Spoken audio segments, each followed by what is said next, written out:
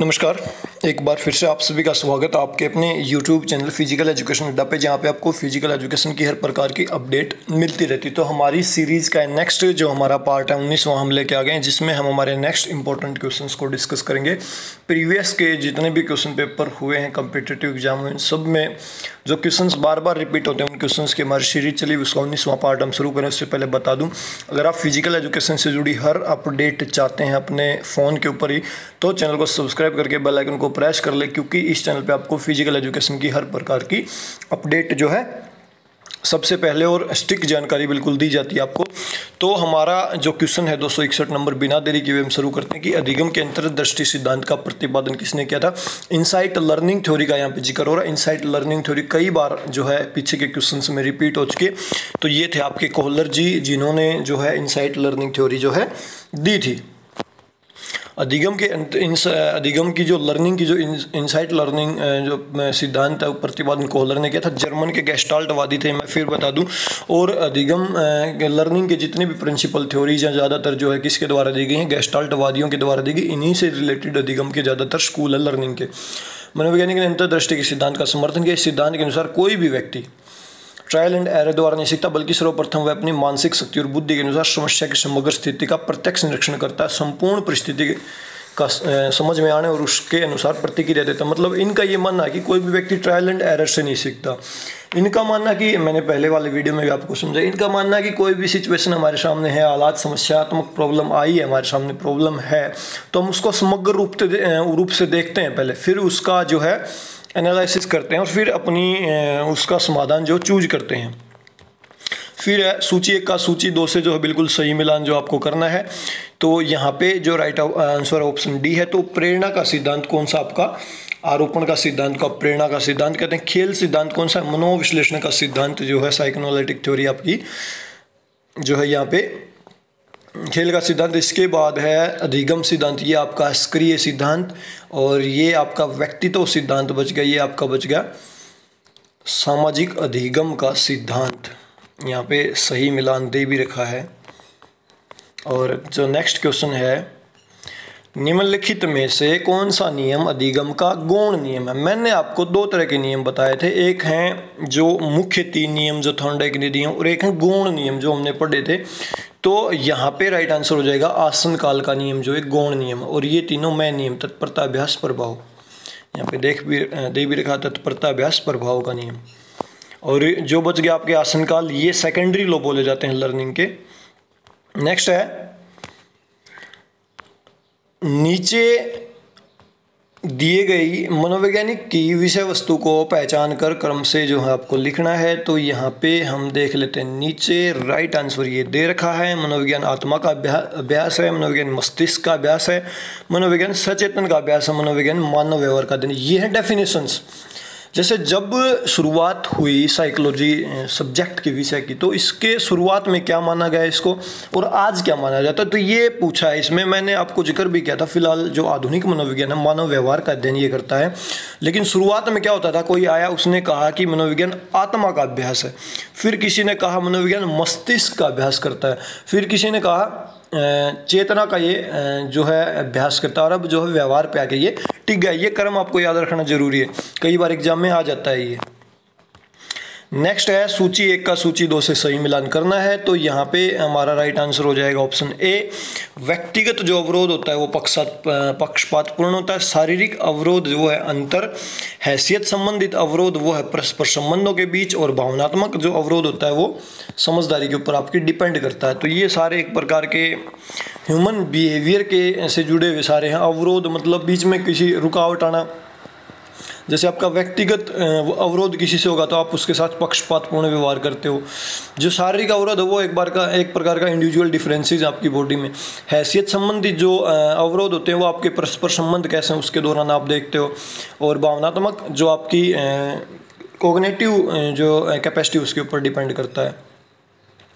इसके बाद यहाँ पे है हमारा 266 क्वेश्चन, अधिगम जो निविष्ट का प्रतिफल है, सूचना की उत्तम प्रक्रिया जो कि निविष्ट तथा फीडबैक के संदर्भ में है, क्या कहलाती है। तो यहाँ पे राइट आंसर हो जाएगा अधिगम का साइबरनेटिक सिद्धांत, आप इसको कह सकते हो। इसका क्या मानना है? अधिगम का साइबरनेटिक सिद्धांत, साइबरनेटिक शब्द का उपयोग लोगों के शासन को प्रदर्शित करने के लिए प्लेटो में द अल्सीबीज द्वारा स्वशासन के अध्ययन के संदर्भ में किया गया था। अधिगम का साइबरनेटिक सिद्धांत नींव के साथ सीखने और शिक्षण का एक सिद्धांत है। तो ये अटपटी लैंग्वेज है थोड़ी, लेकिन साइबरनेटिक थ्योरी इसको बोला जाता है, आप याद कर लें।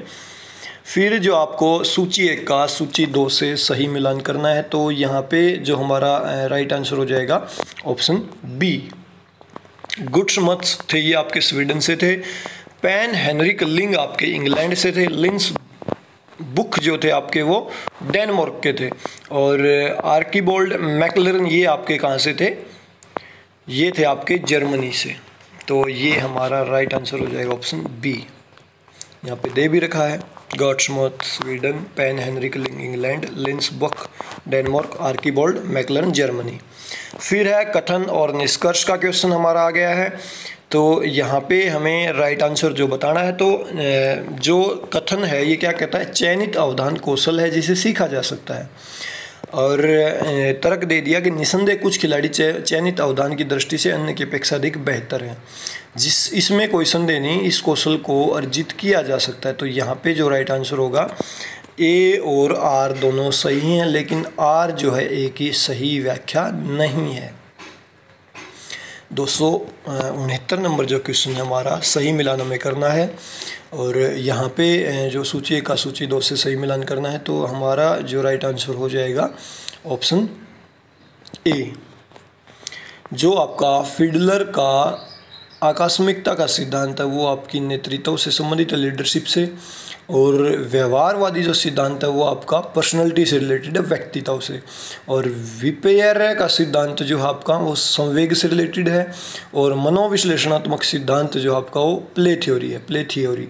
तो ये यहाँ पे राइट आंसर ऑप्शन ए हो जाएगा। यहाँ पे दे भी रखा है, आप इनका भी देख सकते हो वीडियो को पॉज करके।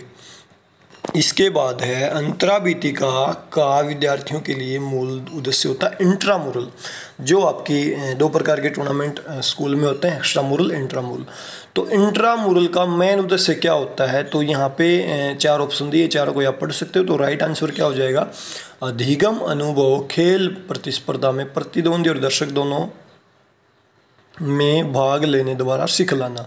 तो यहाँ पे हमारा राइट आंसर हो जाएगा अधिगम अनुभव को खेल प्रतिस्पर्धा, प्रतिद्वंदी और दर्शक दोनों में भाग लेने द्वारा सिखलाना। मतलब आप दर्शक भी बन सकते हो, पार्टिसिपेट भी वहाँ पे करते हो, तो प्रतियोगी भी बन जाते हो। और यहाँ पे दे रखा है इंट्रामुरल खेल विद्यालयों के 4 दीवारी के अंदर कक्षाओं के बीच प्रतियोगिताओं का आयोजन किया जाता है। विद्यार्थियों का मूल उद्देश्य अधिगम अनुभव को खेल प्रतिस्पर्धा में प्रतिद्वंदी और दर्शक दोनों भाग द्वारा सिखलाने के साथ विद्यार्थियों को दर्शकों का मनोरंजन भी करता है। वहाँ पे रिक्रिएशन भी होता है, जो स्पेक्टेटर बनते हैं दर्शक बच्चे और खुद पार्टिसिपेट करते हैं, एक दूसरे के प्रतिद्वंदी बनते हैं, तो वहाँ पे भी लर्निंग होती है।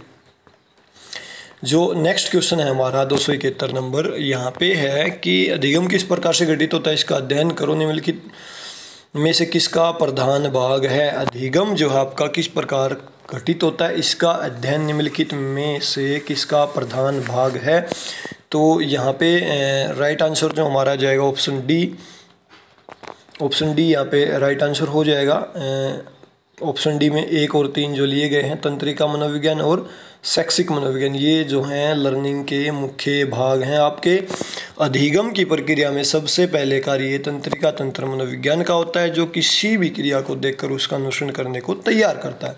तत्पश्चात उस प्रक्रिया की शैक्षिक योग्यता भी होनी चाहिए, जिससे क्रिया को अधिगम करने में आसानी हो जाती है। दोनों क्रिया आपस में संबंधित होती है।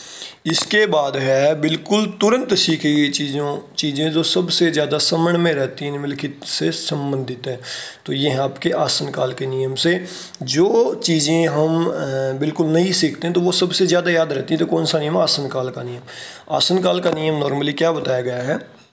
इस नियम में व्यक्ति के द्वारा क्रियाओं को सीखने की विधियों को स्मरण रखने और उस क्रिया को उचित समय पर उचित ढंग से प्रयोग करना तथा इस क्रिया को विस्मरण करने की प्रक्रिया भी शामिल है।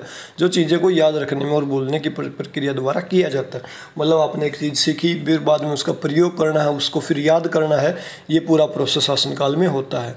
और यहाँ पे कथन और निष्कर्ष फिर आ गए हैं। तो अभी कथन 1 जो दिया गया है, तंत्रिका तंत्र तथा इसके कार्य के विषय में आधारभूत ज्ञान देने से शिक्षार्थी के यांत्रिक कौशल सीखने की क्षमता में वृद्धि होती है। मतलब आपने नर्व सिस्टम का ज्ञान दे दिया बच्चे को, उसका आधारभूत उसकी ज्ञान की बातें बता दी, तो ये कहता है कि यांत्रिक कौशल कोई सीख रहा तो उसकी क्षमता में वृद्धि होगी, डेफिनेटली होगी। यांत्रिक कौशल सीखना अधिक प्रभावी होगा यदि व्यक्ति का यह अनुभव करता है कि इसे सीखने की आवश्यकता है। तो बिल्कुल दोनों ही बात सही है, और व्याख्या जो है सही नहीं है, लेकिन बात ऊपर वाली दोनों ही सही है। फिर आपका है सही मिलान। जो अतिरिक्त ऊर्जा का सिद्धांत किसने दिया था? स्पेंसर ने दिया था, स्किलर ने। और पूर्वाभास का सिद्धांत आपका किसने दिया था? ये दिया था आपका कार्ल ग्रूश ने। ऑप्शन 3 यहाँ पे हमारा राइट है। अतिरिक्त ऊर्जा का सिद्धांत मैंने आपको बता दिया। इसके बाद पूर्वाभास का सिद्धांत आपका कार्ल ग्रूश ने दिया, और मनोरंजनात्मक सिद्धांत आपका दिया था डब्ल्यू पैट्रिक ने, और विरेचन का सिद्धांत आपका दिया था अरस्तु ने। फिर जो है ये सही मिलान यहाँ पे कर रखा है। और आज का जो हमारा लास्ट जो क्वेश्चन है, ये यहाँ पे भी फिर से सही मिलान जो है करना था, तो यहाँ पे राइट आंसर हो जाएगा आपका ऑप्शन बी। जो शारीरिक बाधाएं होती हैं वो दूरी के ऊपर डिपेंड करती हैं, व्यक्तिक बाधाएं होती हैं वो आपकी भिन्नता के ऊपर डिपेंड करती हैं, भाषाई बाधाएं आपकी समझ के ऊपर डिपेंड करती हैं, स्तरीय बाधाएं आपकी वरिष्ठता के ऊपर डिपेंड करती हैं। तो ये सही मिलान था। और ये आज के हमारे 15 इंपॉर्टेंट क्वेश्चंस थे जो कंप्लीट हुए। तो साइकोलॉजी के लगभग क्वेश्चन पूरे हो गए हैं। साइकोलॉजी का नेक्स्ट पार्ट जो होगा उससे रिलेटेड क्वेश्चंस को हम कवर करेंगे। तो ये हमारे आज टोटल जो है 19वां पार्ट ख़त्म हो गया है। मतलब टोटल 19 जो हमारे वीडियोज़ हैं सीरीज़ के वो पूरे हो चुके हैं। इस सीरीज़ के हम मैक्सिमम क्वेश्चंस जो हैं, मैक्सिमम वीडियोज़ को कवर करेंगे जो ओल्ड क्वेश्चंस में आए हुए पेपर्स हैं। तो ये सीरीज़ लंबी चलने वाली है, बने रहें साथ, एक एक क्वेश्चन को देखते रहें, क्योंकि इससे आपका रिवीजन हो रहा है, आपको अपने लेवल का पता चल रहा है कि इस प्रकार के टॉपिक्स आपने स्टडी किया नहीं किए। और हिंदी मीडियम के बच्चों के लिए खास करके ये सीरीज़ इंपॉर्टेंट है, क्योंकि जब DSSB का एग्ज़ाम नियर आएगा तो हमारे चैनल के ऊपर सिर्फ इंग्लिश की एक सीरीज़ उस टाइम पर चल पाएगी, क्योंकि इंग्लिश में एग्ज़ाम ओरिएंटेड बातें ज़्यादा होती है। तो उस टाइम पर हमारा ध्यान उस तरफ चला जाएगा, क्योंकि अभी इंग्लिश के बच्चों को मटेरियल नहीं मिल पा रहा है, थोड़ी समस्या फेस कर रहे हैं वो। तो उनके लिए DSSB जब एग्ज़ाम नियर आएगा तो एक स्पेशल सीरीज चलाएंगे इंग्लिश की। तो अभी नहीं चला सकते क्योंकि अभी बर्डन ज़्यादा है, इस वजह से नहीं चल पा रही है, लेकिन इंग्लिश की सीरीज भी हमारी जल्द ही शुरू होगी। तो अभी इस वीडियो में इतना ही। वीडियो को लास्ट तक देखने के लिए आप सभी का बहुत बहुत धन्यवाद। इसी प्रकार से जुड़े रहें, हौसला बढ़ाते रहें, वीडियोज़ को लाइक करते रहें। तो अगर किसी क्वेश्चन में प्रॉब्लम हो तो आप कमेंट जरूर करें ताकि उसको हम ठीक करवा सकें। तो अभी के लिए इस वीडियो में इतना ही। वीडियो को लास्ट तक देखने के लिए आप सभी का बहुत बहुत धन्यवाद। Thank you.